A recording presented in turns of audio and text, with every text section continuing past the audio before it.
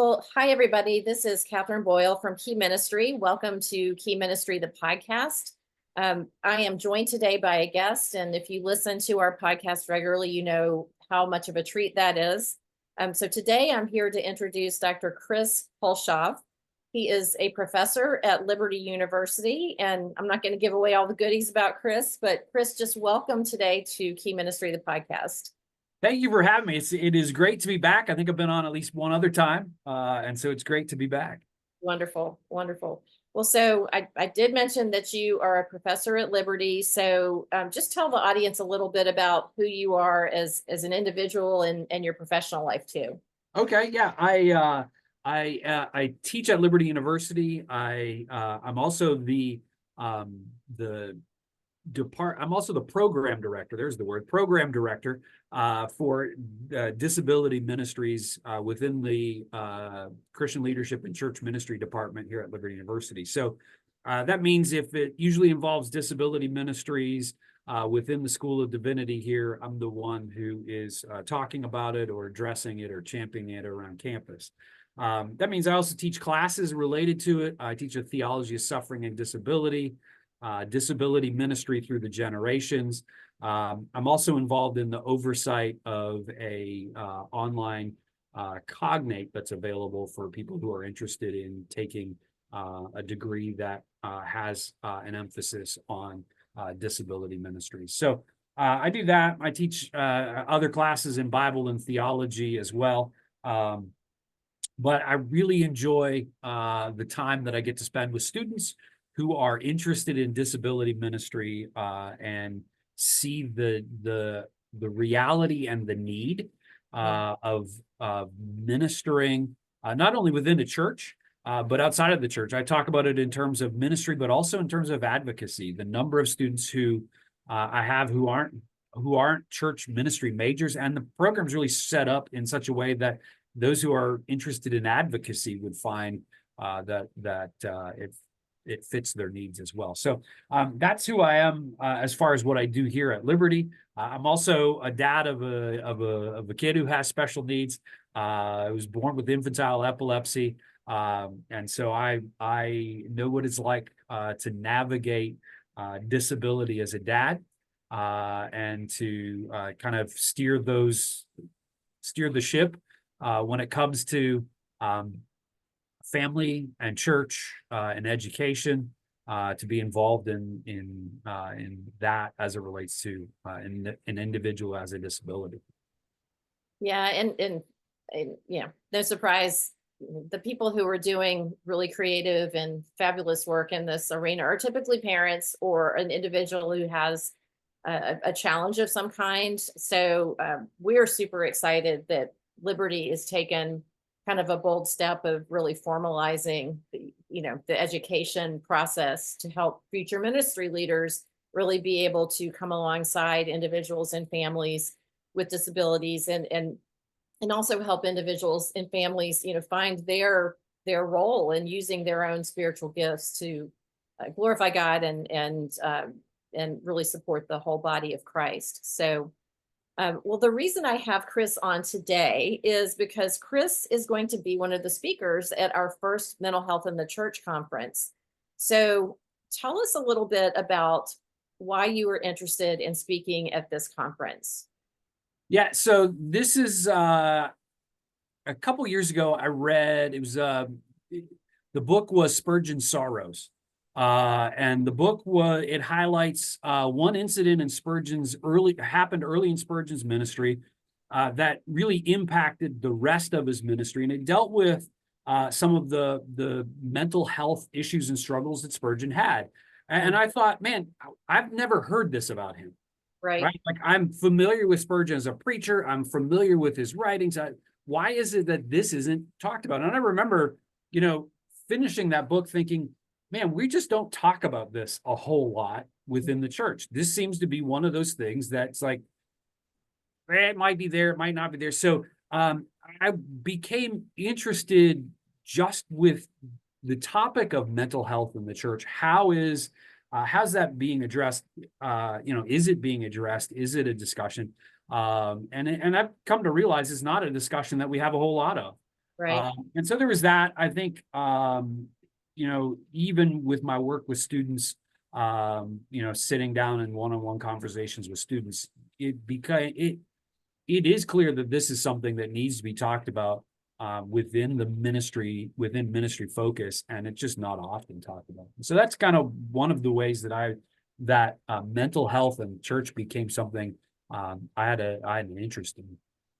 Well, and so when you were going to be talking at mental health in the church, your topic is religious scrupulosity. And so for those who don't know what that is, a shorter way of saying that is religious OCD. Now, this is not something that we at Key Ministry have talked about a lot, although I will say on our, we have a series of pages on step-by-step approach to creating a mental health ministry in your church.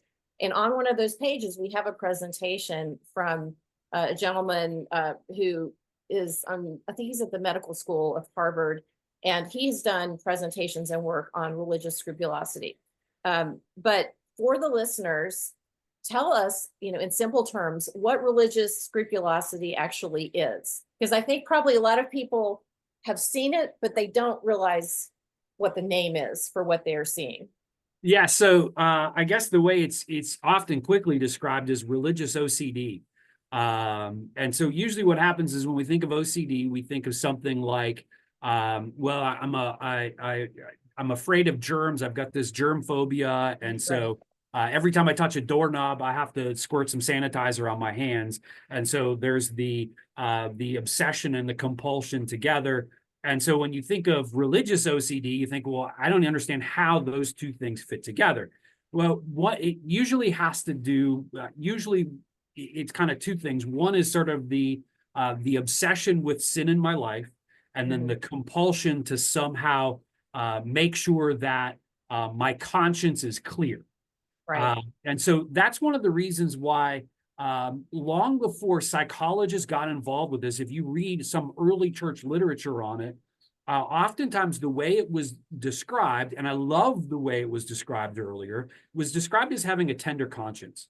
And I think that that's such a nice way to, from the students that I've interacted with, that's the one thing I would say, man, they all share that. They have this tender conscience. And so it's a tender conscience. I think what happens is it's a tender conscience that gets paralyzed by fear. And then it turns into sort of a fight or flight mentality, right? I'm afraid that I don't measure up with God. I'm afraid that there's too much sin in my life and God will never forgive me. And so it's flight. I'm leaving. I'm out of here. Because there's no answer and no hope within the Christian faith. Or it's a fight. God, why aren't you loving me enough? God, why can't I get over this? God, why can't? And so I would love, so I think that's how we end up describing it.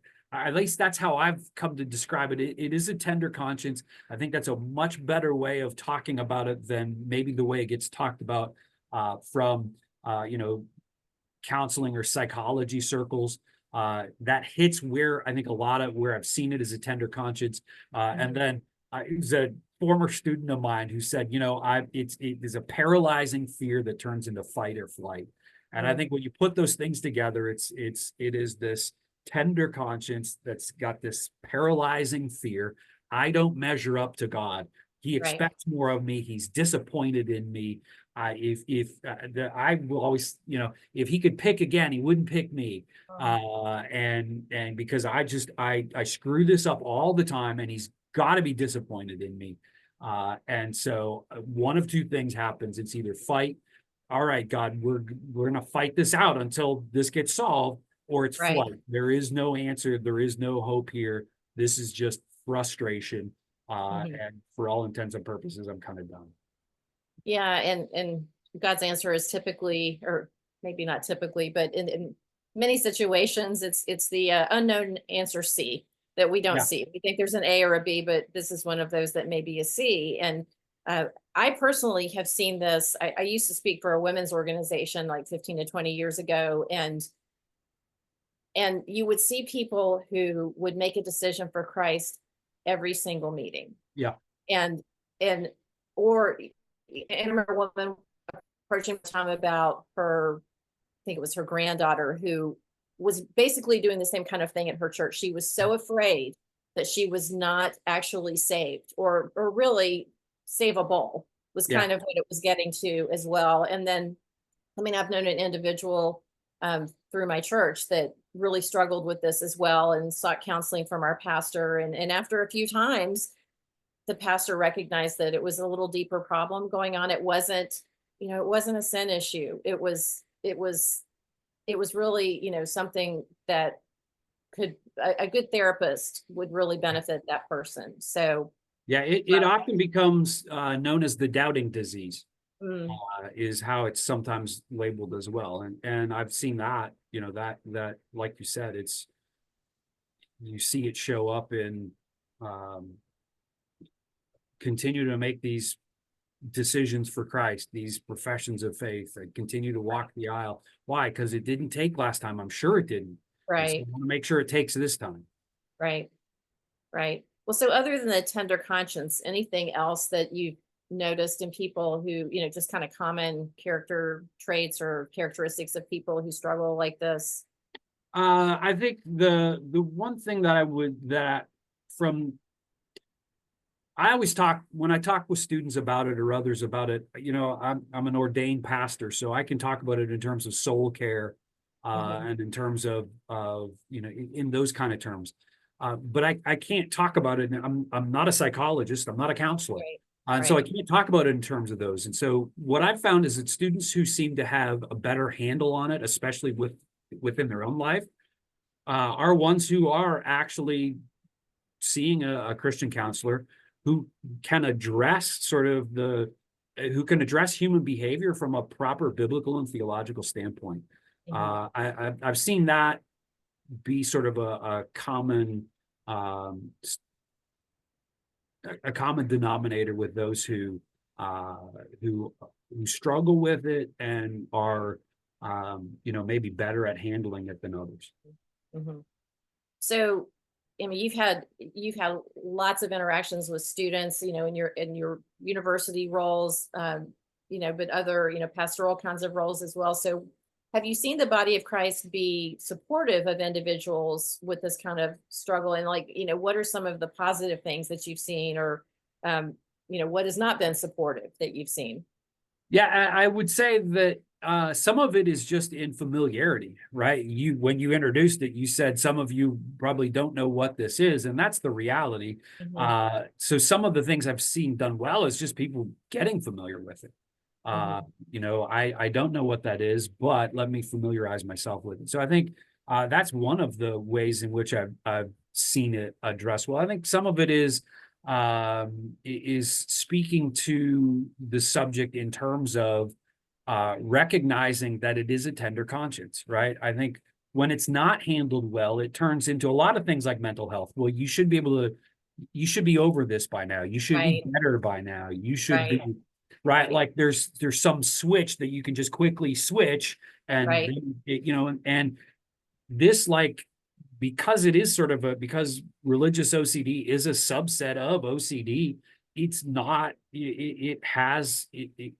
It is a mental health thing, and well, just because it's attached to sin and conscience and guilt and things like that, there isn't a switch. And so I think right. when it's mishandled, that's what ends up happening. You take someone who has a tender conscience, and you end up just sort of crushing that conscience Hmm. rather than going, wow, I recognize what's going on here. Right. And how can I come alongside and help?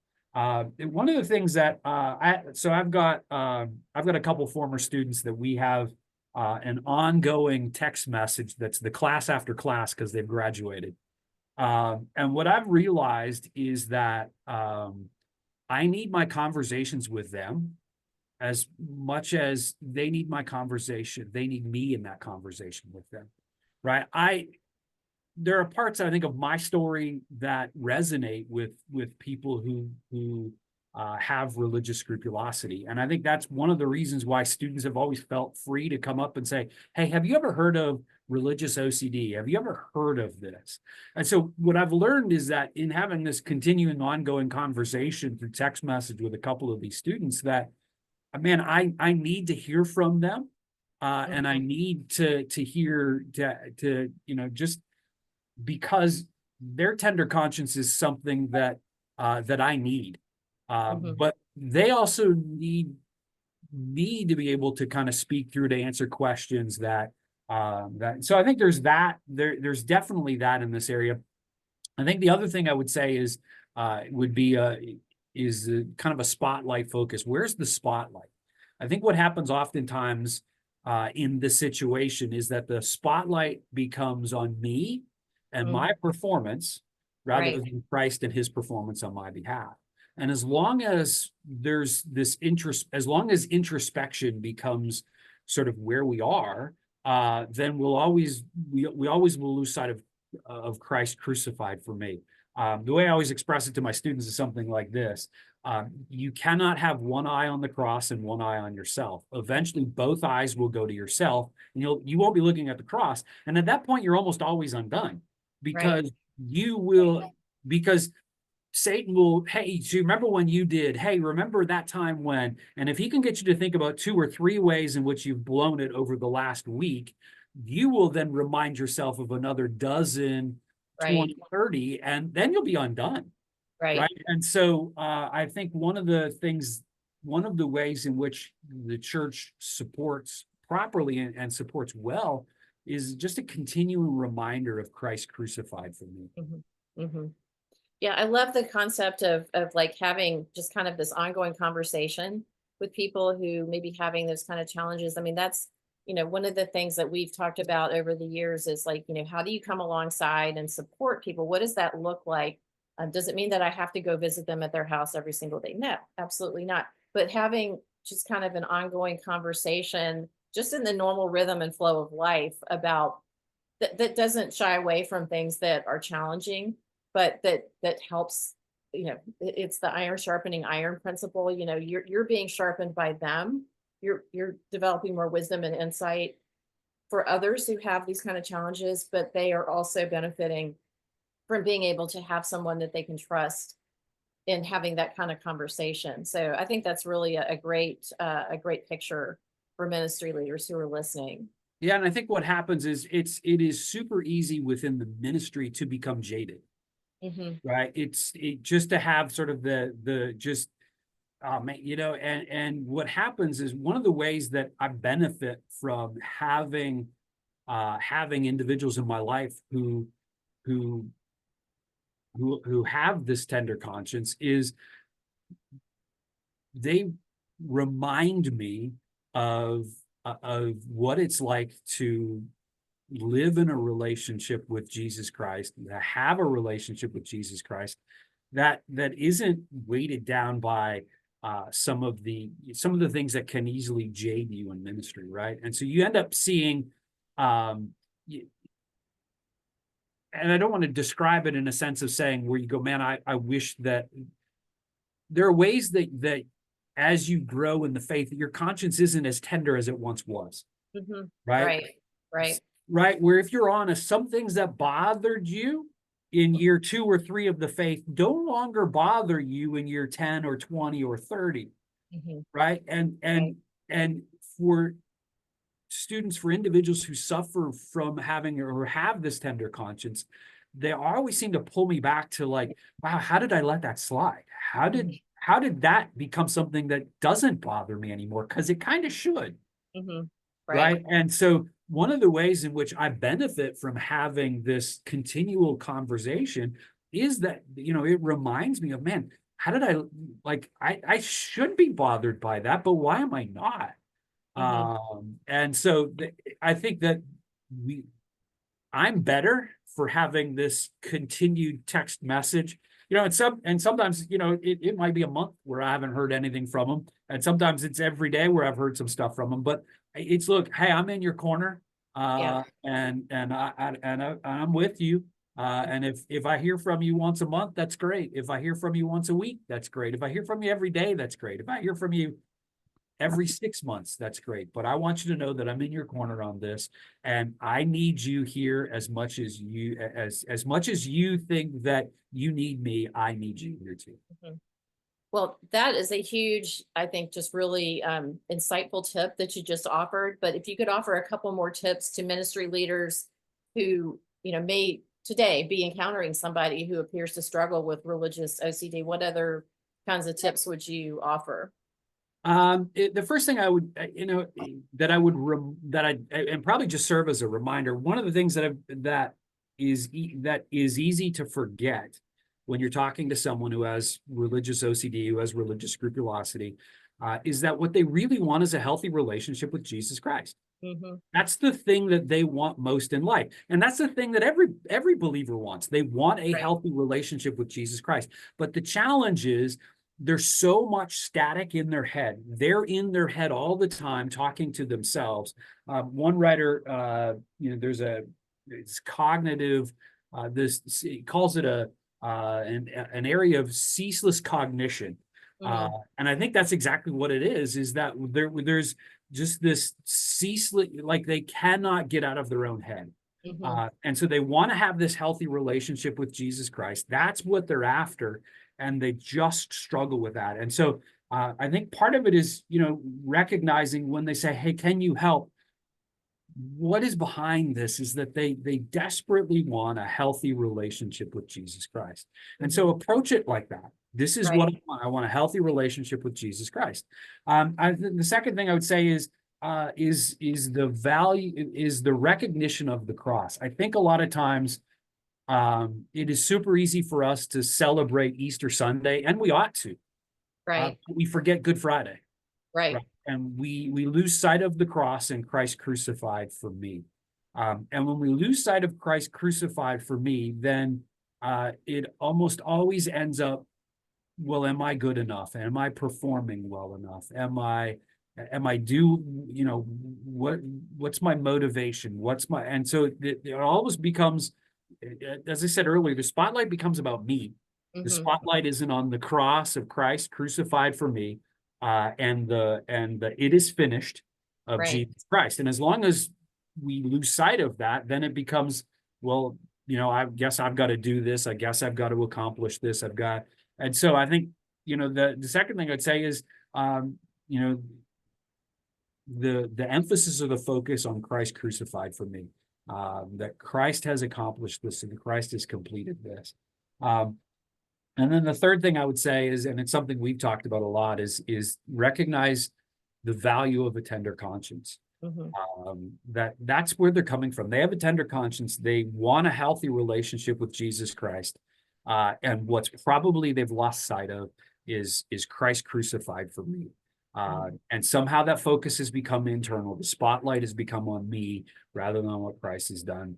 And like a lot of mental health issues, this isn't a, hey, we're going to visit for 3 times and you'll be, magically cured. Right.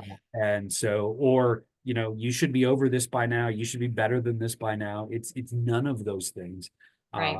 And so those would be I think some of the things. And I could say other things, but I'll save those for the conference in September. Yeah, definitely don't give away all the goodies, but yeah. And so, I mean, that leads me to a good point to wrap up, is that if you're listening to this before the end of September 2024, Key Ministry is hosting our very first Mental Health in the Church conference in Cleveland, Ohio at Bay Presbyterian Church. And Chris is going to be one of the speakers there. We've got a great lineup of speakers. And so, I would just really encourage you to definitely go check that out on the Key Ministry website, but also, hurry and sign up, because, time is ticking away here. So, well, Chris, I just thank you so much for your time. And I love really the heart of what you have shared in terms of how to support individuals and just having that deep understanding of the struggle of the really the spirit and the heart of the person who has these kind of struggles. And I think if we can bring that kind of spirit to ministry relationships in particular, but really all relationships, we world will be a much better place. So Chris and I talked briefly before the recording, and he's got a couple of resources that we'll link in the show notes. But the most important one is definitely check out the Mental Health in the Church conference page. So Chris, thank you so much for joining me on this episode of Key Ministry, the podcast. So I'm Catherine Boyle. Thanks so much for listening to this episode of our podcast. Thank you for having me. It was a pleasure being with you. Thank you.